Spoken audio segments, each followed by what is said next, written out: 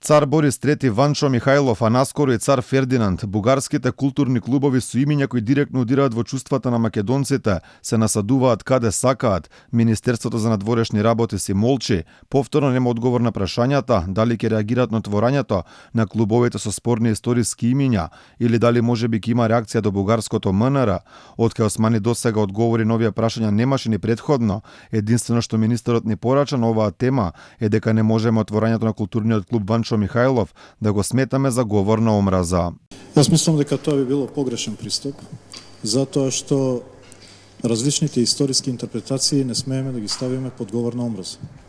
Под говор на омраза јасно кажува нашето законодавство што е омаловажување поради карактеристики на човек или припадност во група.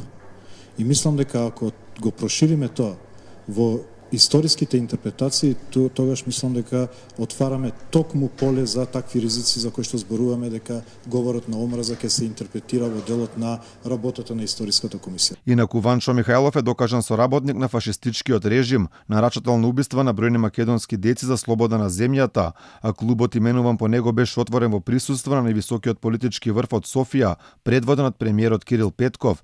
Ниту тоа не беше доволно за официјална реакција на македонските власти до Бугарија.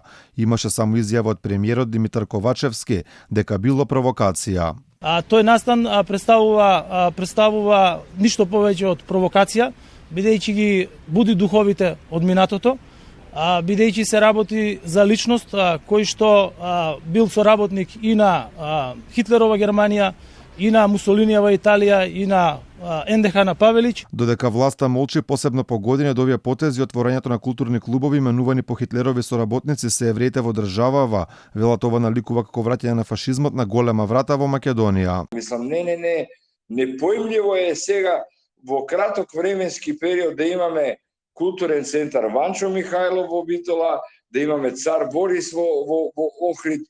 Тоа непоимљиво е. Утре ќе му текне на некого да регистрира на некој на Хитлер или на Гебелс или на било кого. Не е тоа во ред. За жал, бугарските културни клубови не се единствените бугарски провокации на кои македонската власт не реагира. Реакции ретко, речи се и да ги нема, и во случаите кога од официјална Софија ни стигнуваат пораки дека не го признаваат македонскиот јазик и народ.